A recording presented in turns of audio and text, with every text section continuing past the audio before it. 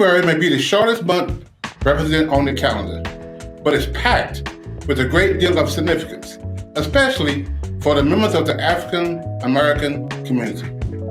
It is during this time that particular attention is given to the discussion of relevant topics, introduction of visionary individuals, both past and present, and the revisit of our culture with historic importance and contributions that have shaped the nation we call home.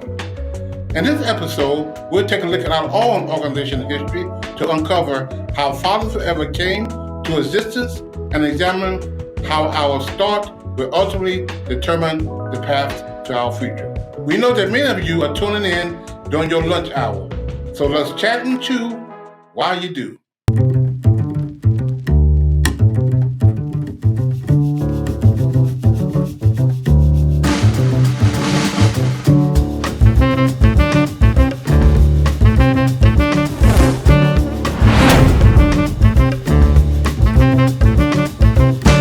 Good afternoon, everyone.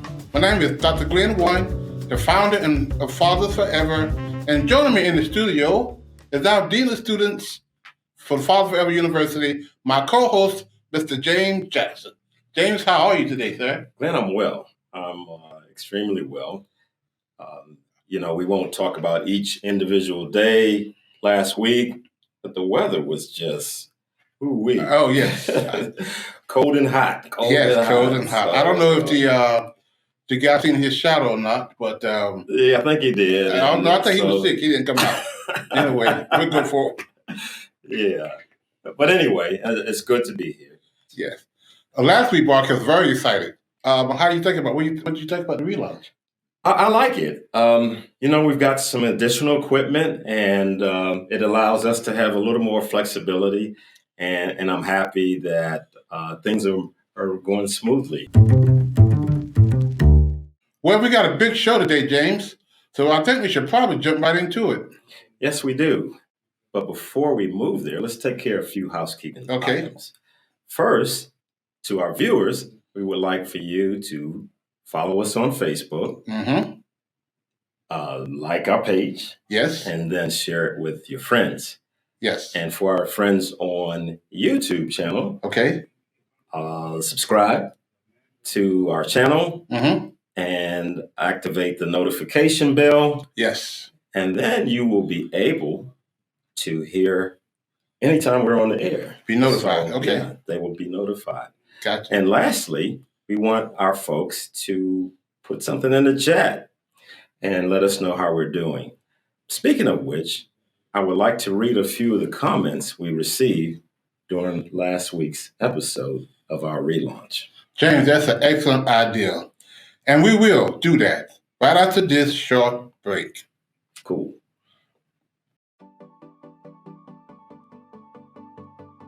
Hello, everyone. Welcome to Fathers Forever University. My name is Glenn Warren, and I will be your instructor. Fathers Forever University is a remote learning experience where we take our 12-week class, and we meet here every Thursday night from 6 until 7, and we talk about fatherhood. We talk about domestic violence. We talk about where your child support money is going. We teach classes about fatherhood and how important it is to be in your child's life. So these 12 weeks is going to be very important for you guys to understand and the concept of fatherhood and what we're trying to teach you. Fathers Forever University is broken down into 12 weeks, and you can start at any time during those 12 weeks.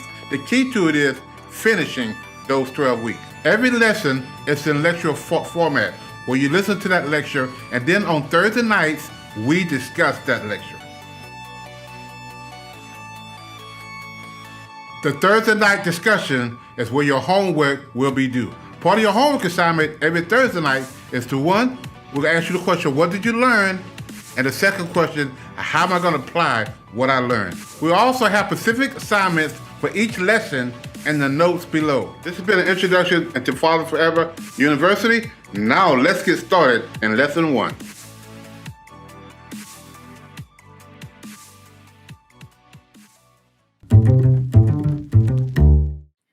before the commercial, I told you about a few of the comments we received during the relaunch. Yes. I'd like to read a few of those, and maybe you could respond to them on air. Okay. Patricia Stevenson would like to know if the program is just for incarcerated fathers. And the answer is no, it's not just for incarcerated fathers. I like to say our program is for young fathers, good fathers, want to be bad fathers. It's for all fathers. We do our 12-week class. We have in person, James. These are guys not incarcerated, obviously, and they are mainly to the child support court and also to our own program guys that we have in our classes. So they're not incarcerated. We do have a component of guys that we do with the Wake County Detention Center. Those are incorporated. So, Patricia, to answer your question, to her question, is no, this is our program is not just designed for incarcerated fathers. We are open to all fathers. All fathers, I like that. Yes. Dr. Warren. Yes, sir. I believe we had another viewer leave a comment in Messenger.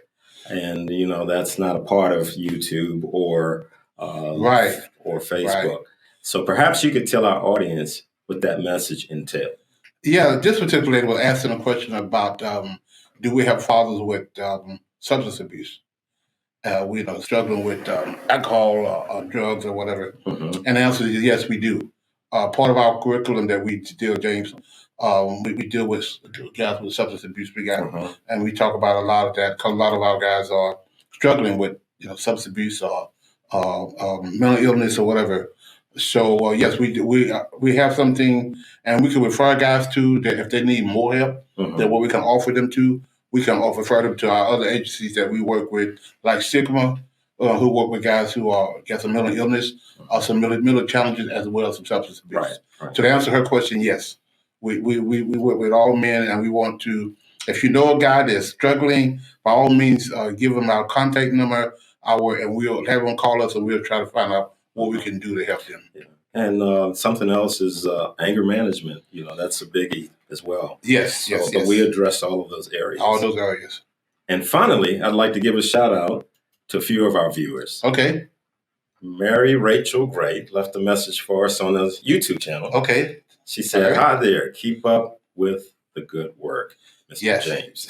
Mr. James. And from our Facebook feed, Mr. James E. Johnson said, "Brother Glenn, you are the man." Yeah, I used to work with James. He's a very, very.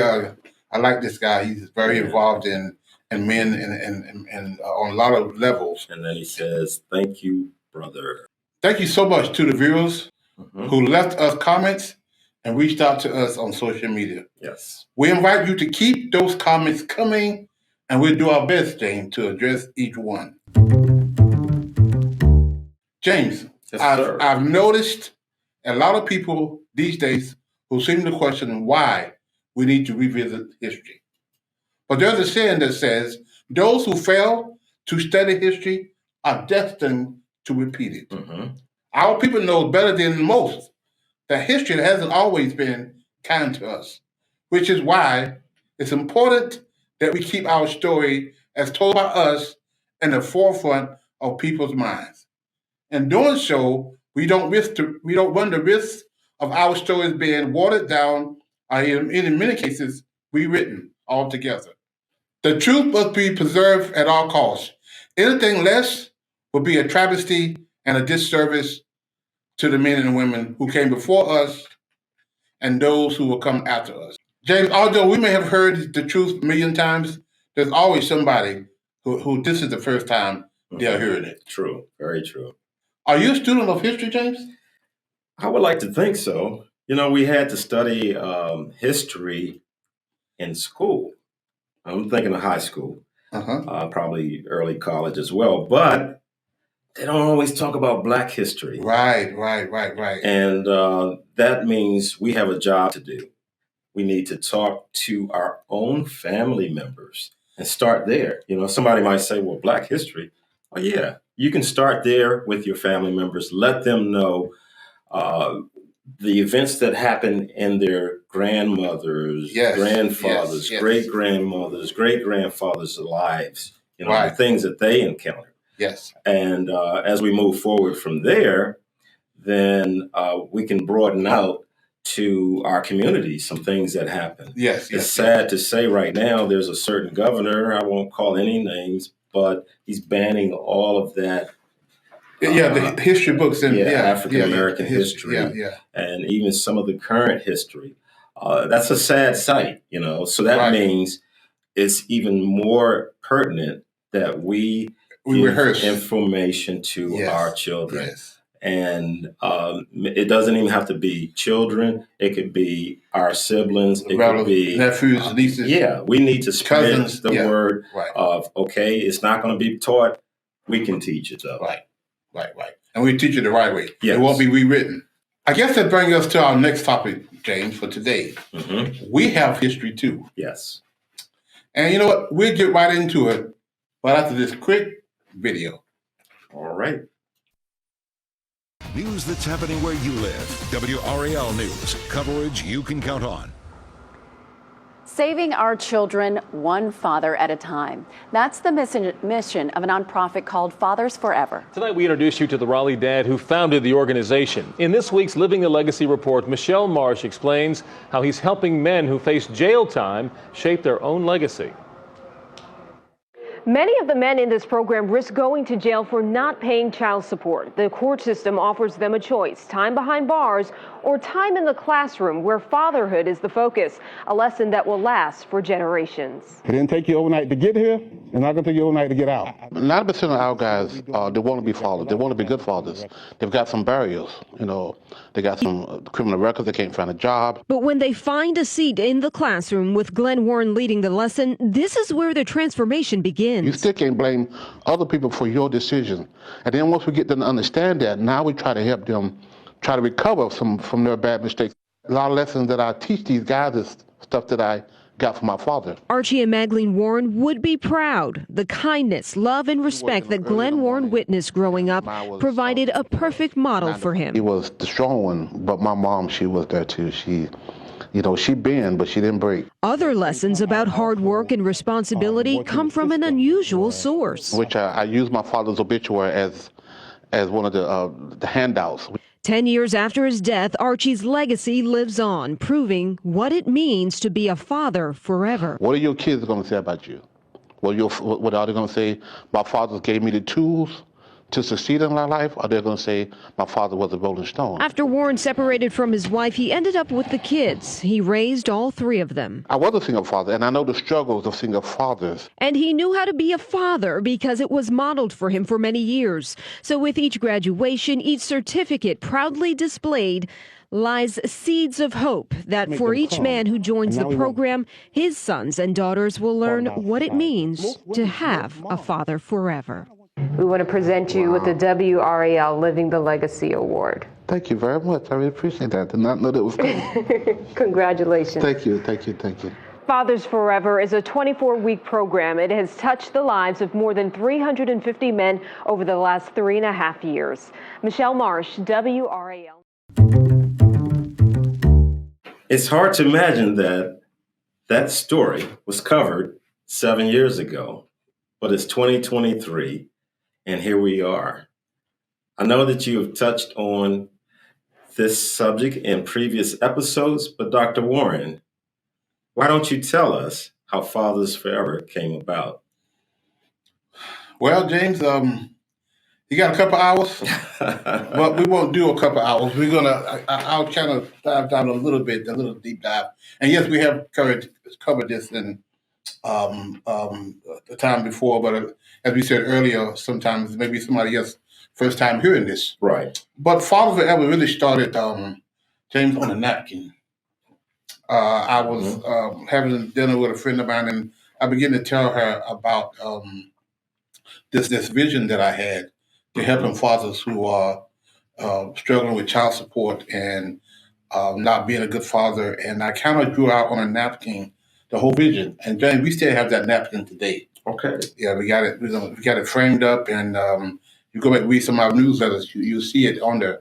but it's something I laid out. We laid out 2008, and it's about fathers coming together, about us bringing fathers together, and some guys that maybe they hadn't been modeled what a father is.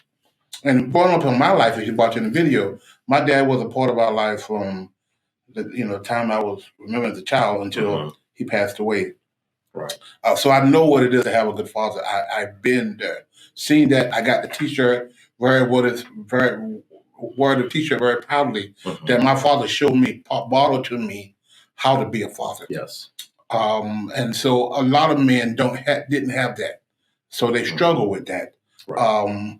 When my wife and I, ex-wife and I got married, and we had our 3 kids, and then our marriage fell out. It didn't make it.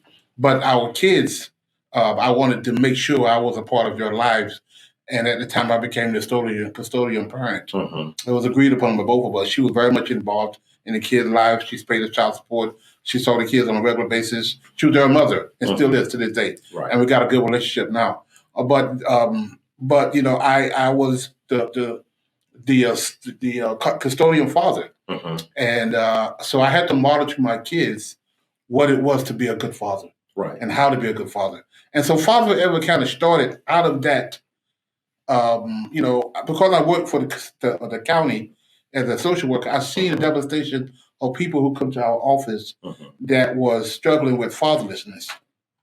So I've seen the good father side, I've seen the absent father side, and I wanted to bring that together and help guys be better fathers. Sure. And so that's how kind of we put Fathers Forever together, and it's grown. We get into the growth of that, but it's grown so much since 2008. We started out in the child support court, and we'll talk about that expansion a little later. But it really, really, really was a vision, and one of the things that I James, I really my brother who just passed away, Aaron, was part of my 4 people that I brought together one night at Perkins. My wife now, Angela, was one of them.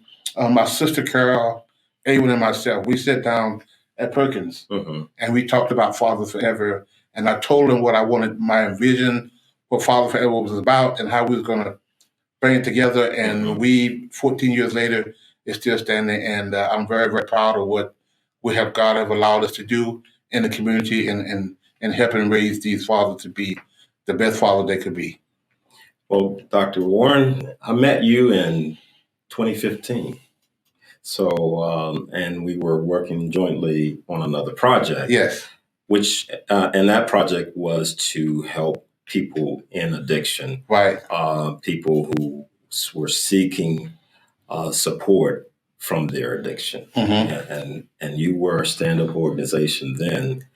And I look forward to my tenure now with you. It's been a while ago, but my, how you all have grown and how we are growing. Yes. And I appreciate being here as a part of Fathers Forever, still helping people. Right. But in this particular case, we're honing in on the men. Yes. But we also help the community too. Yes, as well. So, Yes. What has helped Fathers Forever to just continue to have longevity? What would you say is some of the ingredients to make this formula work?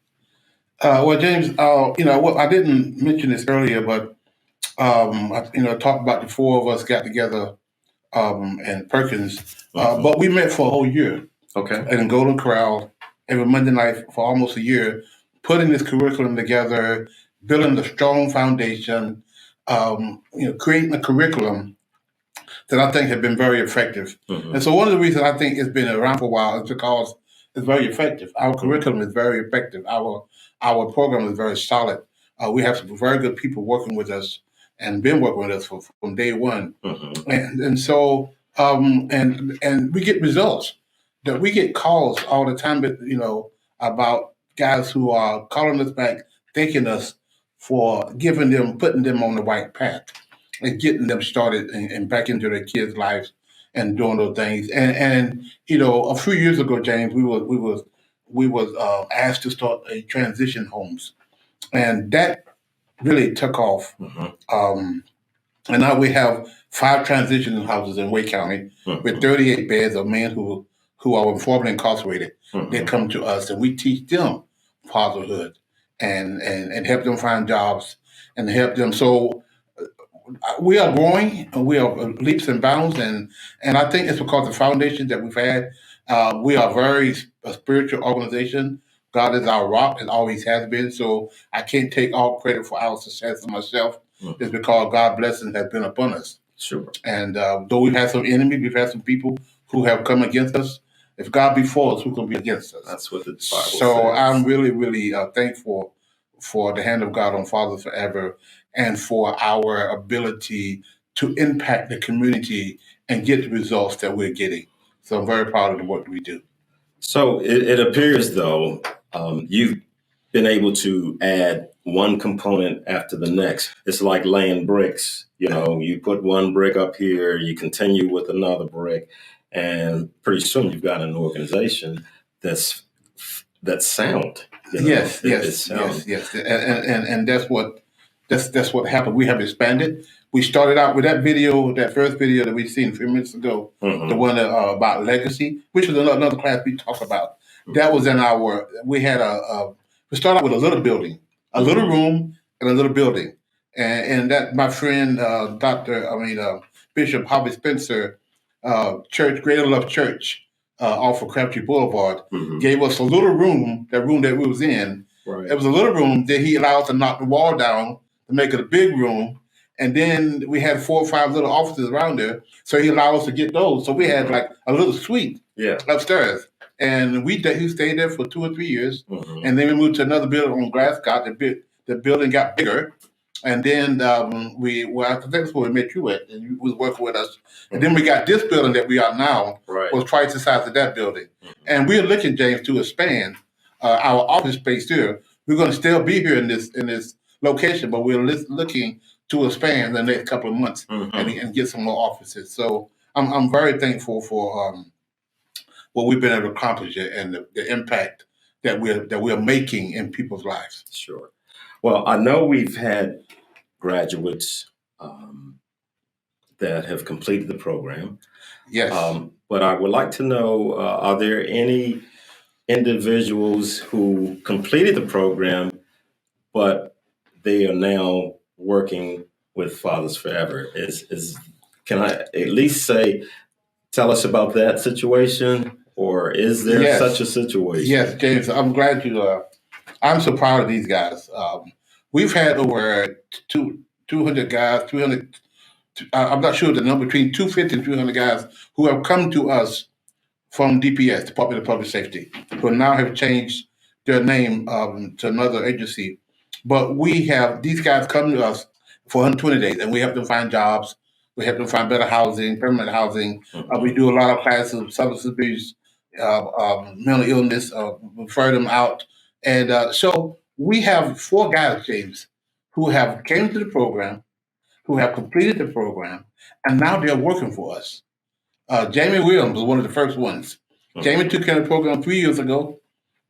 He graduated from the program, and he would sit around, and sometimes I asked him, to go do this, to go do that, and he had no problem doing it. He volunteered to do a lot of stuff, and then with the opportunity to come to hire him, he wanted the job. We gave it to him. He proved himself so.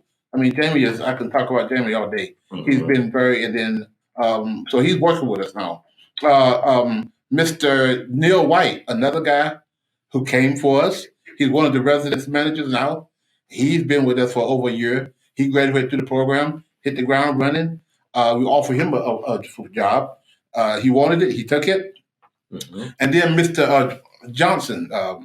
Mr. Johnson is another guy that I'm so proud of him because he's been with us as well too. Well, him and Jamie work together. We're closely together, and then the last person is Mr. Fuller. Mr. Fuller is our last employer Actually, that's 5, Jamie. It's one more guy that he's getting ready to come on board. Okay. So I am so glad that these guys are now working with us, and we try to practice what we preach. Right. We tell other people to hire guys with criminal records, and we decided to do the same thing. So we hire these guys to come work for us. Well, it's more than just we encourage other employers to do this, but they can see that there's some longevity with the guys that we have employed, and that they are still here, and that they are contributing to the well-being of Fathers Forever. Yes. And, yes. I've got a number for you that you touched on it a moment ago, but it says 500 men have stayed at housing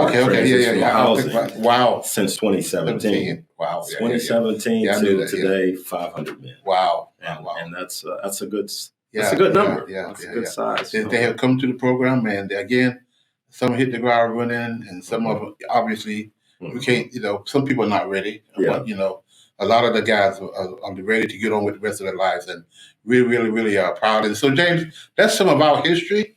That's some of the stuff that we've been doing that we want to keep rehearsing. And again, we repeat this sometimes because some people maybe hear this for the first time. Well, Dr. Warren, I'm sure you hear this all the time, but thank you for being the visionary that you are. Well, again, I'm just a steward of what I believe God gave me to be. I think my gift is to motivate people, to help people, to bring people to their to their full potential. Right. And so that's what we're trying to do, and that's what we're endeavoring to do with Fathers Forever.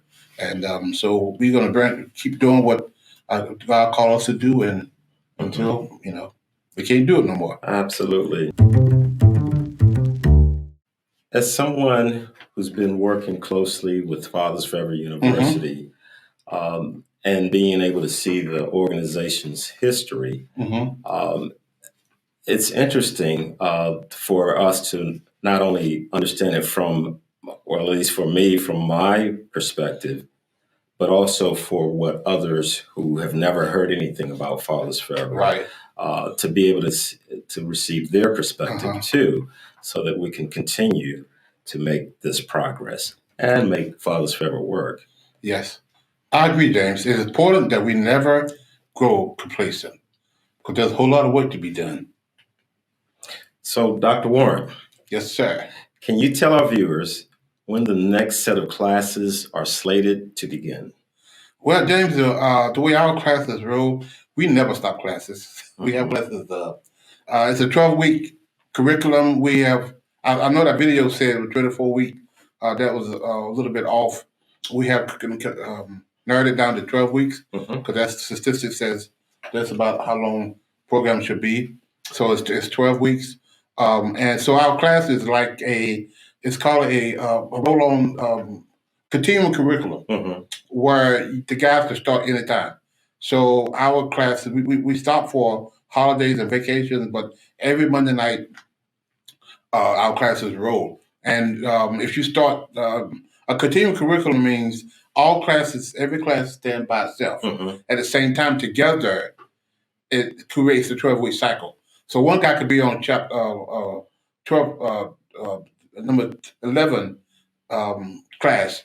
Another guy could be on 8.